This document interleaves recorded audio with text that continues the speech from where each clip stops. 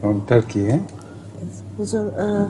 We know that Hazrat Yunus was swollen by a big fish. Yes. And he was in his tummy for a long time. And how long did he stay there? And how has he survived? We don't know that he was in the tummy for a long time. Who told you this?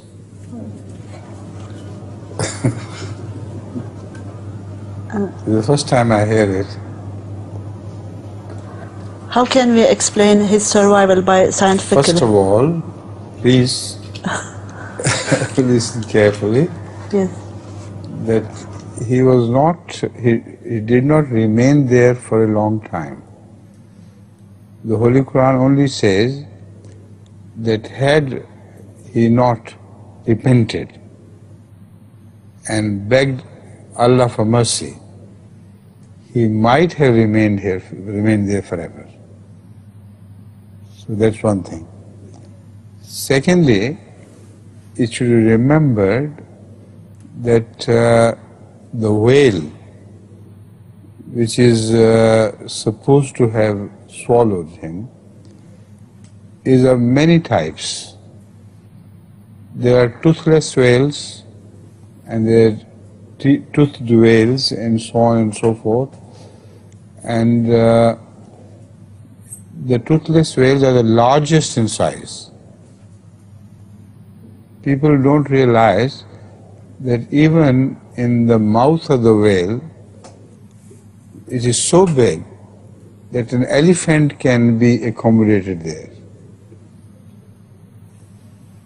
So when people think of Hazrat Yunus being swallowed, they think of ordinary whale and is suddenly being finished. The whole mouth area is filled with gases with oxygen. So anyone can breathe in there. That is why he did not only breathe, but he had consciousness enough to beg Allah for mercy and pray. So whether he remained in the mouth part or he was swallowed, practically it doesn't make any difference, because the belly of the fish, not the fish, the whale, is so large that it's amazingly large. You know, if the mouth can contain an elephant, what would be the size of the belly? So in the stomach, there's so many gases and so many juices as well. But it's a big thing. It is possible that as he entered, the whale felt vomiting,